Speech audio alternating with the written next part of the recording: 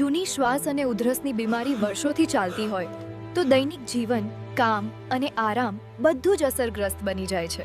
સૂકી ઉધરસ કે અસ્થમામાં દિવસમાં 2 કે તેથી વધુ વખત પંપ લેવું પડે, આ પરિસ્થિતિ થકાવી નાખે છે.